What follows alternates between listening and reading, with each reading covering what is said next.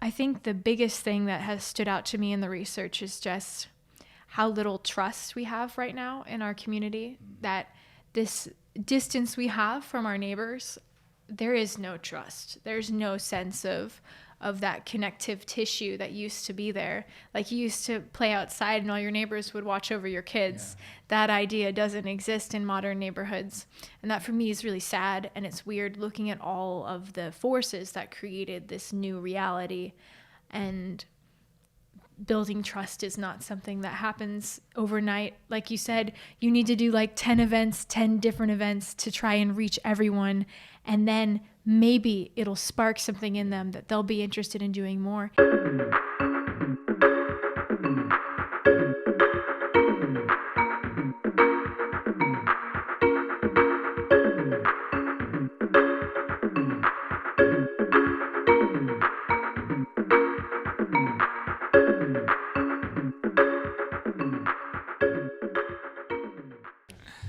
Welcome back to the NeighborLink podcast. I'm Andrew Hoffman, the host. We have been absent for the last 4 weeks. If you listened to the last episode, you would have remembered that I had a vocal cord issue that required some surgery, and I spent a week not talking at all, which was quite the experience. I figured out, or I found a text-to-speech app, so I got to be my office and my coworker's version of Siri, which is really hard to kind of type and keep up with and communicate. And one of the big takeaways is just how much you need to be able to talk just to communicate simple things of how much I didn't go to the grocery store, how much social relationships are impacted by simple communication, not even the need to really talk a lot.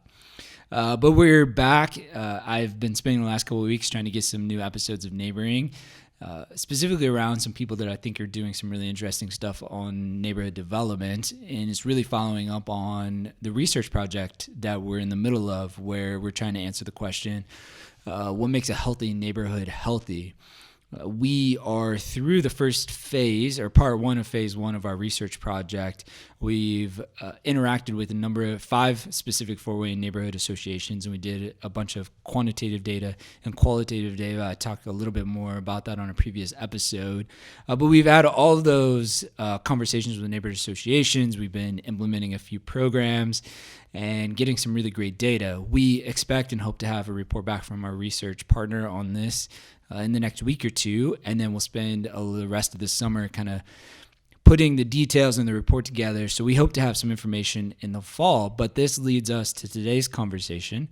My guest today is also a new employee here at NeighborLink. Bernadette Baker joins us as an AmeriCorp VISTA.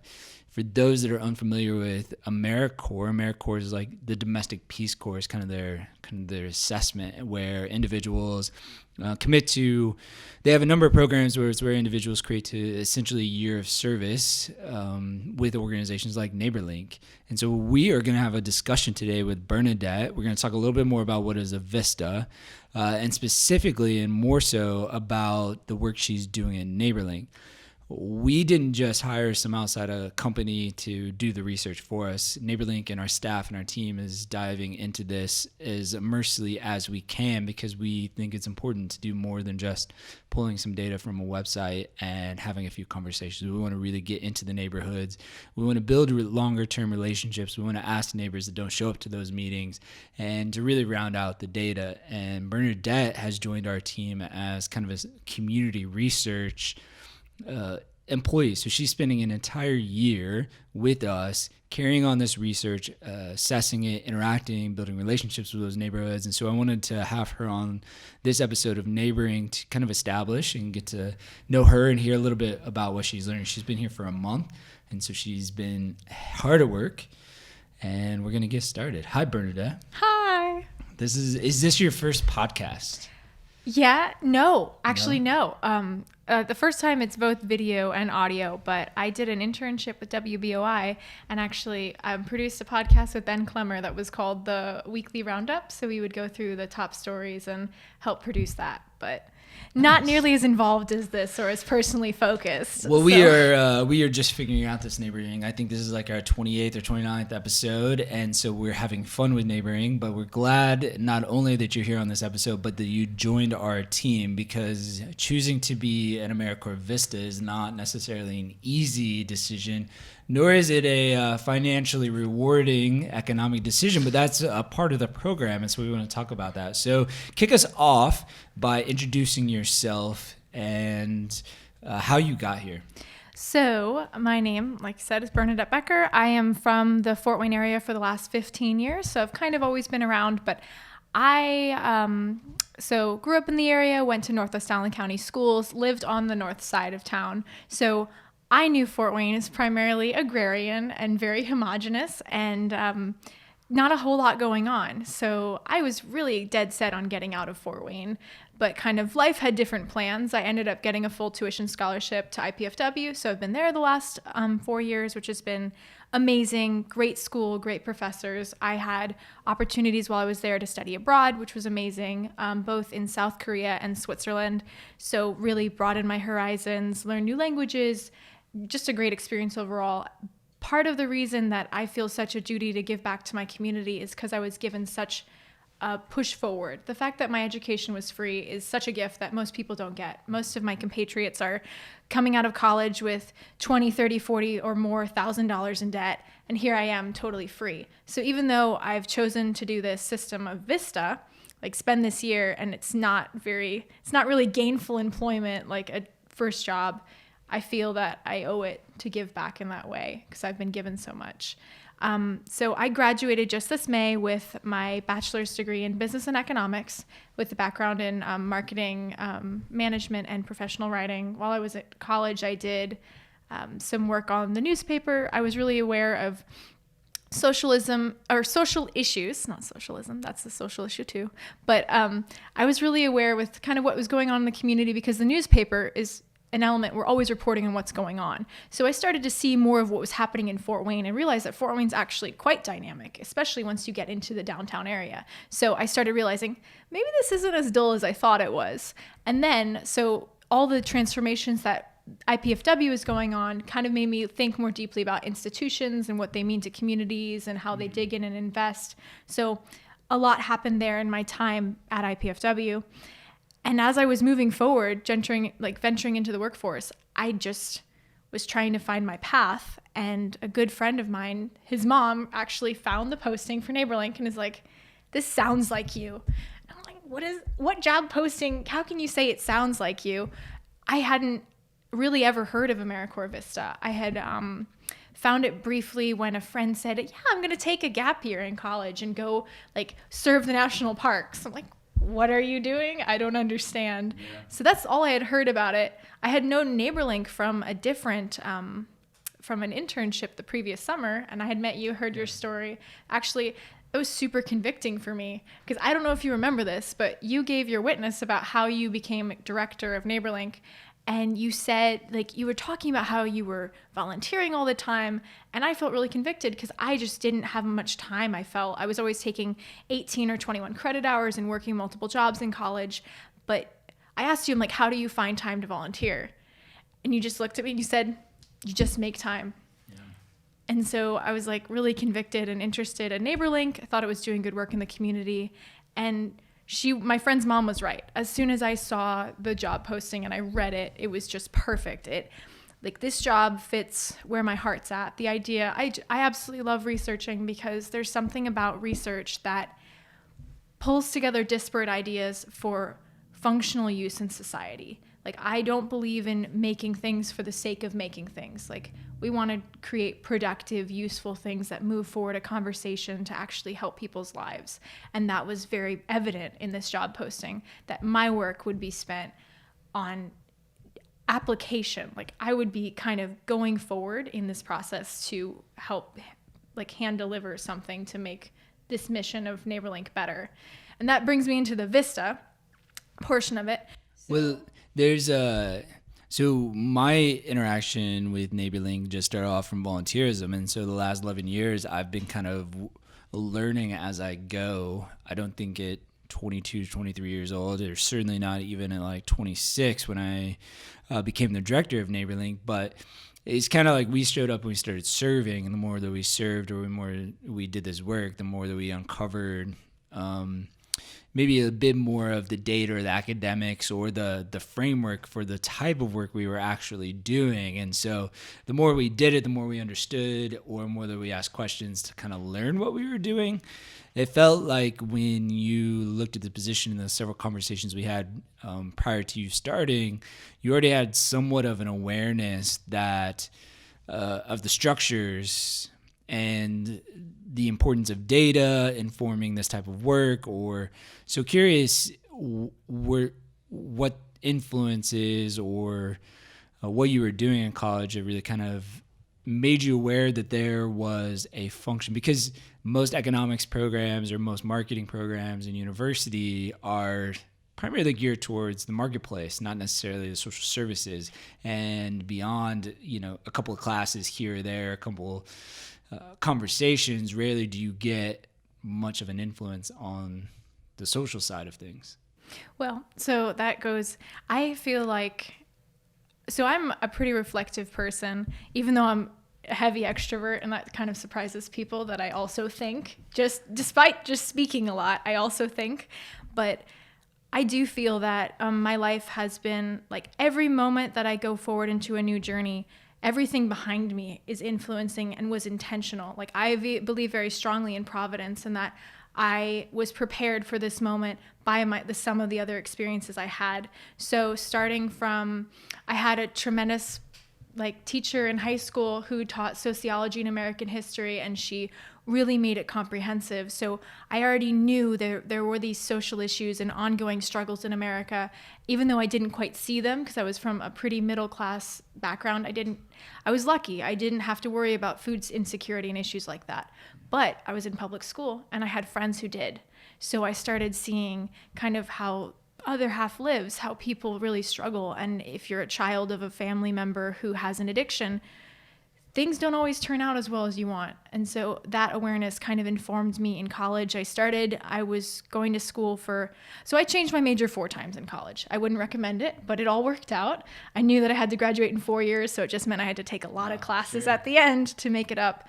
So I started in public advocacy and rhetoric. I wanted to make sure I could speak for people who didn't have a voice, but then I felt very convicted. I was encouraged by a teacher to look at education because I love teaching. I love sharing knowledge and communicating. And I went into a school just to do some observation and some work with junior achievement.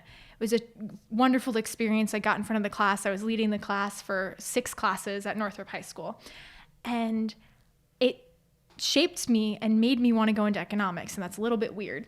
So I went from education to economics because I saw how much the teacher in those classrooms were struggling. They didn't have resources. The school itself had some serious issues, and it was hard for me to understand that because it's like you could throw a rock and hit my high school. And my high school was very well off and had many resources and had a totally different culture. And so how can these schools that are right side by side have such a different dynamic? Yeah. And that I wanted to understand that. I wanted to understand the larger forces that made something like that happen. And that led me to economics. So I never wanted to I didn't want to work in a bank. Yeah. And then also going on in some of my courses, my professors were just excellent. And while I was in Switzerland, I actually had the opportunity of studying under a professor in developmental economics. And that's an interesting thing because he started the class by saying, we really don't know anything. So much of this is a guesswork and case study and just an attempt to, because in most of the social sciences, and economics is a social science, it's more mathematical than, say, sociology, but it's still a social science. We are trying to measure things based on proxy.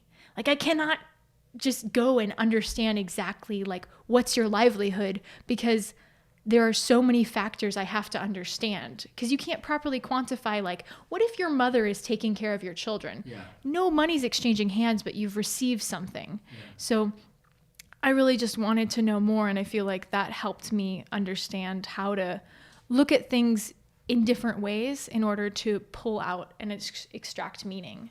And then I also was really lucky. I had a professor early in college who believed in me.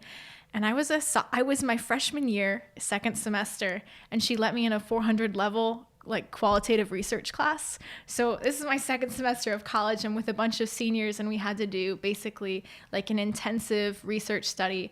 And I realized how much I love just researching. I wanted to know everything. I wanted to get into it. But she also taught me the dynamics of paring down your research, making sure you're living within your scope and you're actually able to accomplish what you want to accomplish, which has helped me because like I want to learn everything. So I have to focus it back in. Yeah, sure. Yeah, the more that I do this work, the more that I think of like consumer behavior, which is just a function of like the economics. Like, what are the economic factors of the decision making? There's always a give and take. So what are we wanting and what are we giving in order to make that decision, and then how that influences all of us, regardless of your social economics. We're always determined every day. Every choice we make has a trade-off for what we want, what we think we need, what we do need, and what we're willing to give for that. That goes far beyond just dollars and cents. And a lot of it's awareness. Like I was talking with coworkers today about the idea of people who don't delay gratification because they don't think that far ahead, or they've never had an opportunity to make a plan and stick to it. Sure. Like when I went abroad, I really had to live off a tight budget because I had to raise $10,000 to get there. That was a great experience for me because I realized that I could do something to that scale. Yeah. And I could also see the support in my community, which like brings to the idea of social capital, something you can't quantify, but is valuable. Well, that experience certainly segues us towards the idea of AmeriCorp VISTA. So NeighborLink, I've been aware of the VISTA kind of program for the last 4 or 5 years, but NeighborLink as an organization hasn't necessarily been in a position to really maximize it. So I hadn't done a ton of research, but one of our staff members, Megan, really looked into the opportunity for NeighborLink to partner with the government and receive a grant that allowed us to receive 3 AmeriCorp VISTAs. Bernadette is our first, and we are currently actively trying to fill 2 other positions, which if you're interested after this, all of our information is on our website. So we'll link that in the show notes. But it's a great opportunity for an organization like NeighborLink to really build our capacity. The entire program is designed in a partnership that helps organizations bring on individuals that will help us learn something new, do research, take on projects that we don't have the capacity to. It's not designed to offset our operational needs, such as office work or busy work. It's really designed to bring on people like Bernadette who are coming out of school, or they're in retirement age, or just in kind of a gap year phase of life, that are curious about the social sector and the public sector and are willing to commit to an entire year of service and really learn. So tell us a little bit more about the VISTA program in general and what you're doing here in NeighborLink. So VISTA is pretty incredible. I think that every American should know about it, and we should encourage more people to do it just as part of their life. It's Volunteers in Service to America. So VISTA is an acronym, and it's specifically, the long-term goal is to eliminate poverty in America. It was born out of the Great Society and the idea of the war on poverty. So when they were doing the Peace Corps, this was the domestic program, and it was hopefully to mobilize and kind of take resources. You can do so much more if someone's volunteering than if you hire someone full-time in the public sector. Why is that? Because they're only paying, like, I'm not getting paid. I'm getting a living stipend. So whereas you provide extensive benefits, like if you are hiring someone, usually you're hiring them full-time, right? Hiring and firing is pretty expensive. It's an expensive process in any sector. But in the public sector, you hire someone, even if you pay them $30,000 a year, that's a lot of money compared to, I'm getting paid, I think it's $11,000 for the year of service. And what that is, it's $33 a day in a living stipend. So I'm not getting paid a wage. Some people are like, you're getting slave labor. And I'm like, no, it's volunteer work. Yeah. So they're trying to allow me to live. But the goal is that I actually also live in poverty. Yeah. And that sounds odd because I'm supposed to alleviate poverty by living in poverty. it's because resources can go farther. And how do you know how to alleviate poverty if you've not lived in poverty, expressed it? Exactly. That's a huge thing that I'm experiencing, is like, especially from growing up in a place where, I knew that I had food on the table. I knew that my parents would take care of me. We didn't always have a lot, but it was enough, definitely. And now I'm like, oh buddy, like a big expense, it really hurts. I'm really thinking about it. There's a statistic, and I need to get the accurate statistic, but it's so many, like I think it's half of Americans can't pay out of pocket a $500 expense.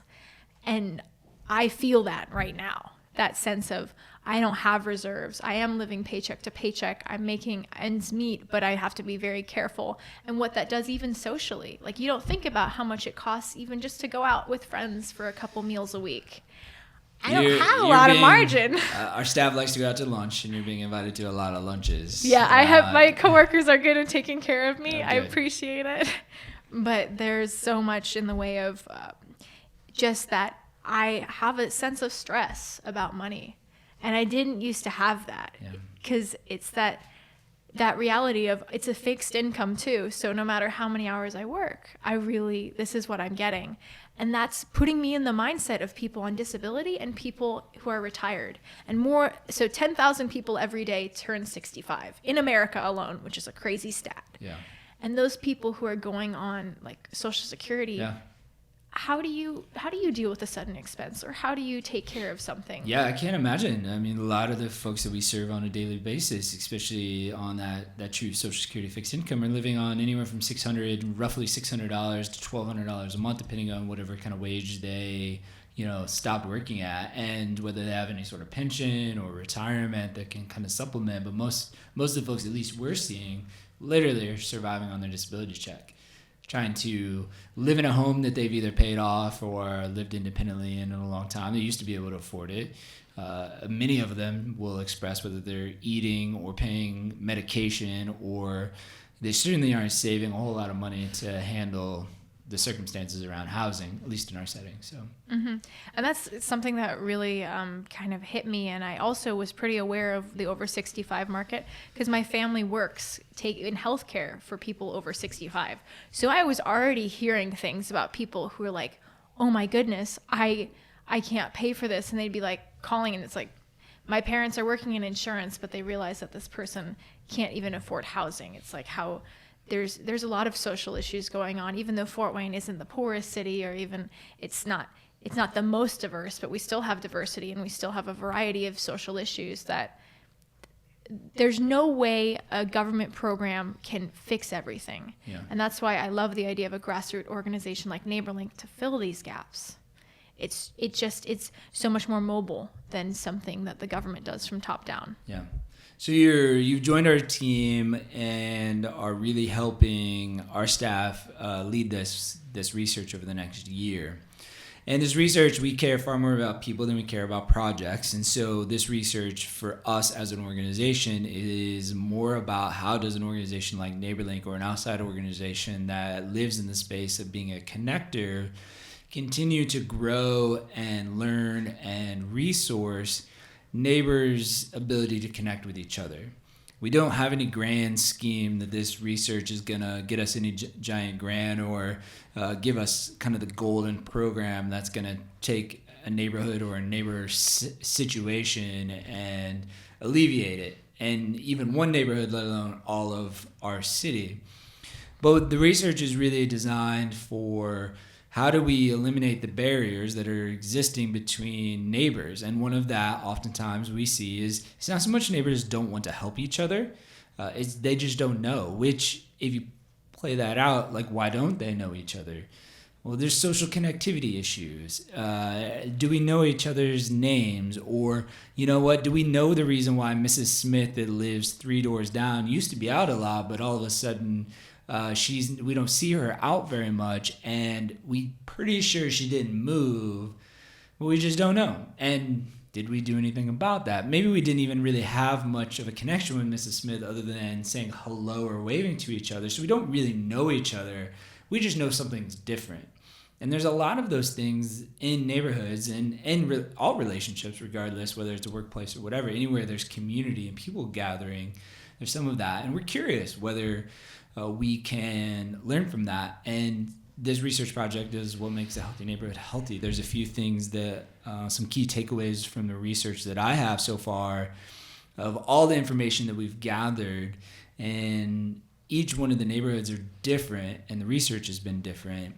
But there's some key characteristics. I think if NeighborLink had to make a decision on what we would do next, if we couldn't gather any more information or spend any more time, what could we put our resources on? There's beautification and trash cleanup. Essentially, can you do what nobody else is willing to do in terms of the beautification or sustainability of our neighborhood? Some neighborhoods express this more directly than others, but there's a sense in every neighborhood that cleanliness, trash cleanup, and beautification matters. Definitely. And it's things that are not so much, I wish more people would paint their houses. There could be that, but that's kind of street to street, block to block, and people don't really care as much about the status of any individual more than another. It's an overall aesthetic, and they certainly care deeply about trash cleanup or weeds or this public spaces, the spaces that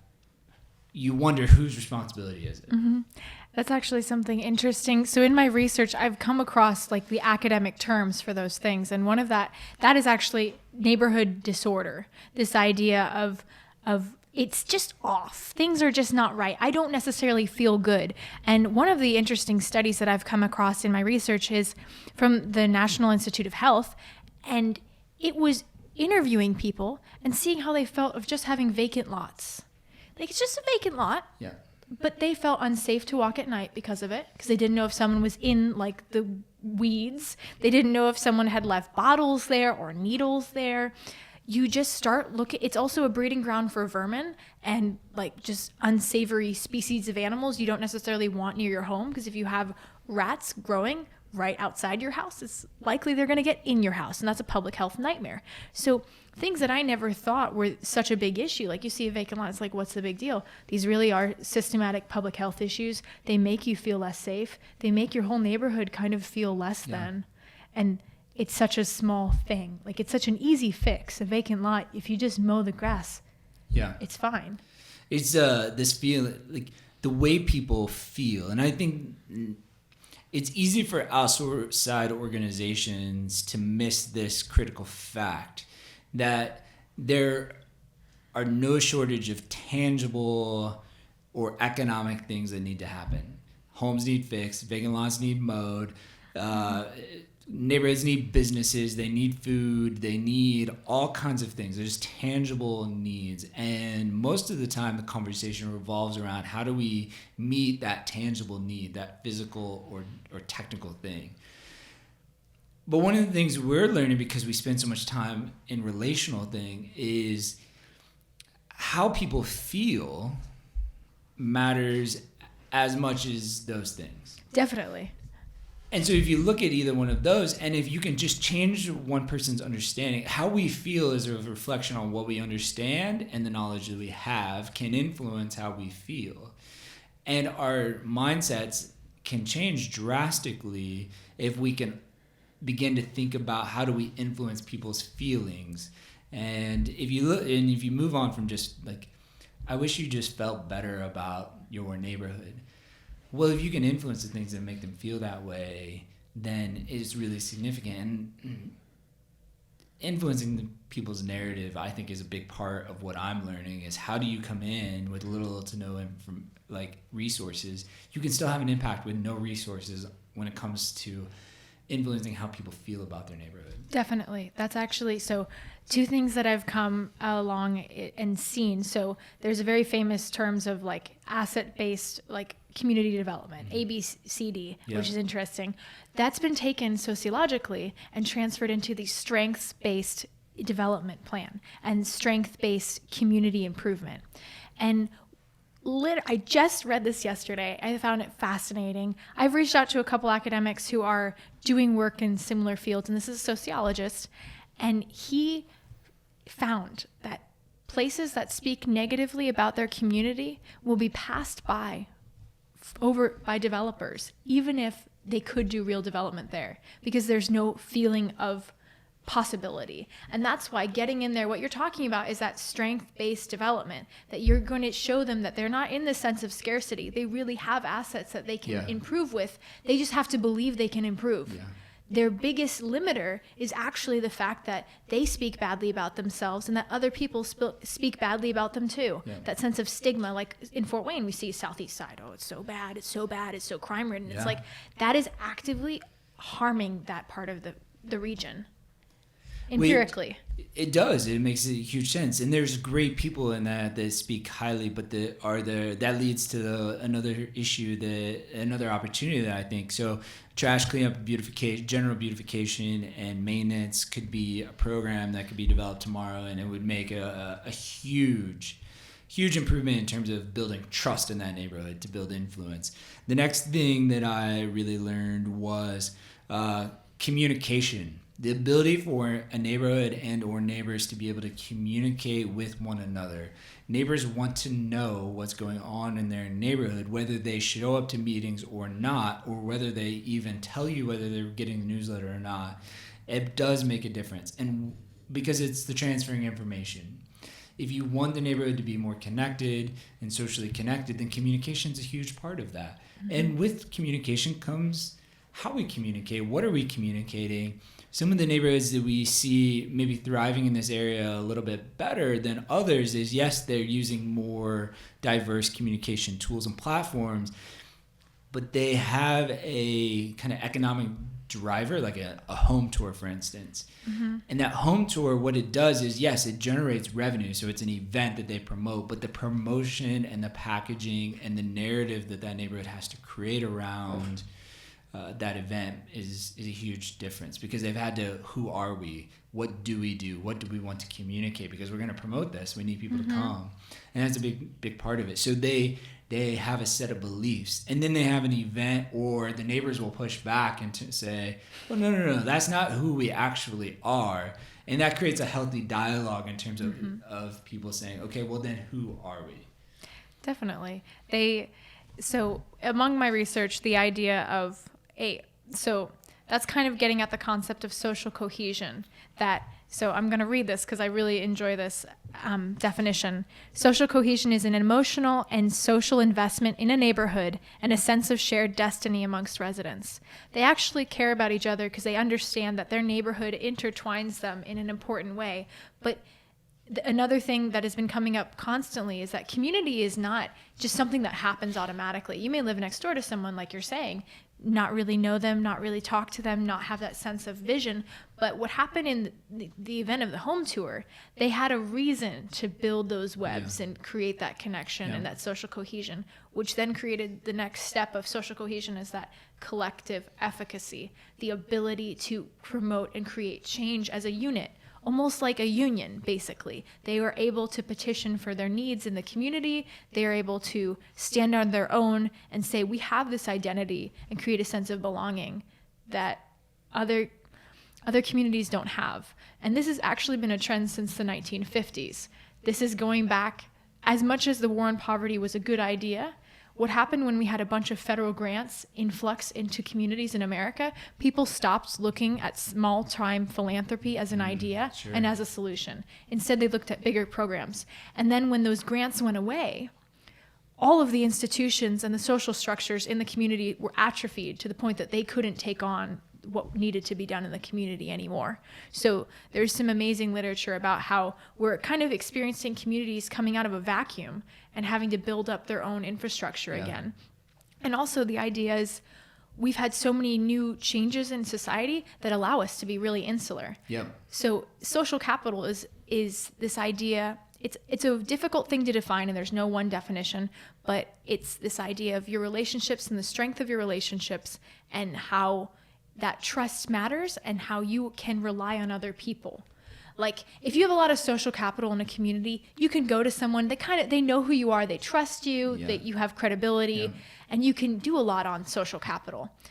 When they indicate, this is an interesting, there's a national study on social capital, and they say social capital goes down in areas where children watch a bunch of television, where people are inside, where there's a breakdown in the family. So you see single parent households, regardless of the situation, like increase in poverty, decrease in voting. All these things work together to undermine the foundation of a community. And we've just experienced several generations of these things happening, and we've got to now correct those things. Yeah, this is interesting in terms of the last thing that the kind of the key takeaways was, the social connectivity in events. I think there's a tremendous room. There could be an organization that could come in and only help neighborhoods throw parties and events and do a diverse number of events. One, for the sake of maybe educating or helping people connect, but the biggest thing is, can you get people in the same room with one another, interacting with each other?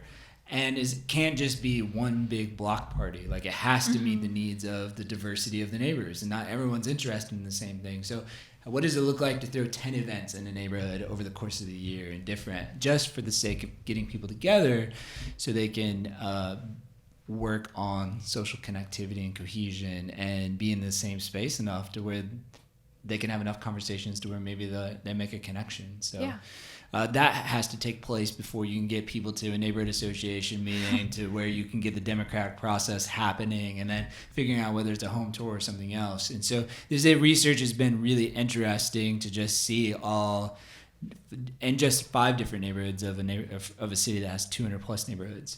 So if you picked up on the tone, I have a lot of these feelings in these research and the conversations, and Bernadette comes in with all of the academic research and knowledge, which is exactly what we are looking forward to with your time here at NeighborLink. We're really attempting to take the things we're learning based on the experiences we have and make sure that we're using this grant funding that we got from the Follinger Foundation to help fund this research to really impact our organization and build on it.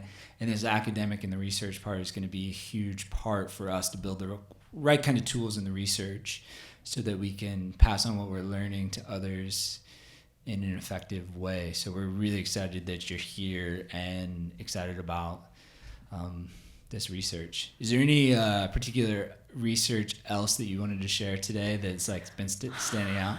I just, there's so many things that I've pulled like 8 books from the library just recently because there are so many things that are meaningful and worth time in taking and reading. I think the biggest thing that has stood out to me in the research is just how little trust we have right now in our community, that this distance we have from our neighbors, there is no trust. There's no sense of that connective tissue that used to be there. Like, you used to play outside and all your neighbors would watch over your kids. Yeah. That idea doesn't exist in modern neighborhoods. And that for me is really sad, and it's weird looking at all of the forces that created this new reality. And building trust is not something that happens overnight. Like you said, you need to do like 10 different events to try and reach everyone. And then maybe it'll spark something in them that they'll be interested in doing more, because so much of it just goes back to a personal commitment to change and invest in your community. Yeah, there's no way an outside organization can help neighbors build trust between them. Only 2 individuals that spend time with one another in some way or are willing to interact with each other can build trust with them. The best case scenario for an organization like us is, or any outside organization, is to do things that nobody else is willing to do in order to build trust, to gain attention with the leadership. And hopefully, if we're willing to do that, maybe we've learned something or can leverage the right type of resources so they can move forward with the ideas that allow them to create environments for neighbors to build the trust with one another. I think ultimately, if we get back to the mission of NeighborLink and our desire to connect neighbors, it is literally less about what people are willing to do and whether they know each other. And part of that part of that's on neighbors reaching out to other neighbors and offering help, but it's also on the neighbors that have vulnerabilities to be able to express their vulnerability, to ask for help.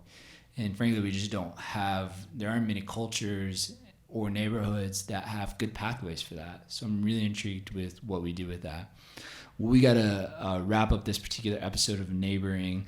But if you want to hear and learn more about Bernadette's time, we have a weekly blog post and video project called Bernie on a Journey. She's going to be vlogging and documenting her time at NeighborLink, neighborhood walks and interactions, what she's learning. So you can find that stuff on the website as well.